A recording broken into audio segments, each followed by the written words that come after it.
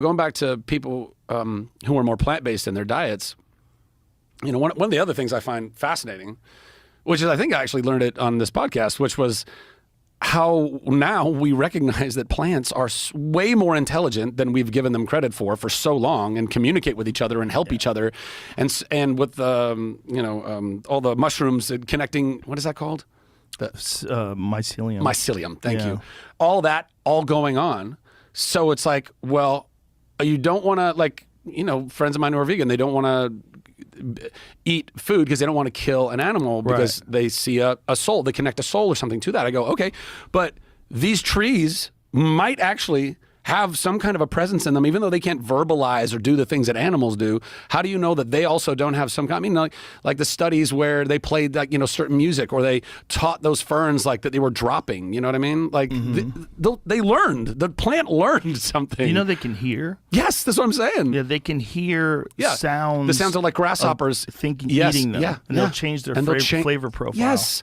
Yeah. So you go, well, what is that? What is that? What is that? If not some form of life intelligence? I don't know. I don't know that they're on par with animals. I don't know that they're not. But we make these really interesting kind of arbitrary, more moral, you know, stands, I think, sometimes, and being like, well, animals are more of a life than a tree. And it's like, I don't know. I don't know that you can stand on that and still have the moral high ground. Particularly, we just don't want suffering, right?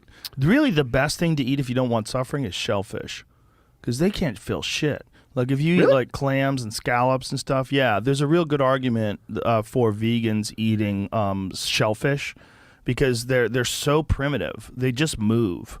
They don't have minds. Like, there's no nervous system to speak of like ours that can register pain. Yeah, scallops don't have. They don't even bleed. Like when you cut a oyster out, they're not bleeding. Right. There's no. They're so primitive, but they're a source of meat. It's a very strange animal because it doesn't really think. Yeah. It just closes, opens, and closes. Right. It's like it's a muscle, literally, just one muscle. But because it moves like that, we consider it an animal. And then if you look at the protein and the amino acid, if you look at the content of an actual oyster, it's much more like an animal or a fish than it is like a plant. So it's not a plant, but it's dumber than a plant. Right. They're more primitive than plants. So it's like you'd be a mean person to eat a lettuce over an oyster. Interesting. Because oysters are dumb as fuck.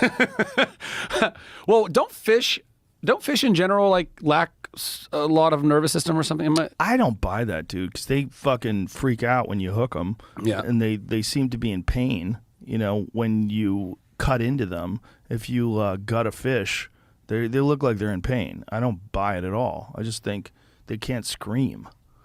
I think they can't even feel it.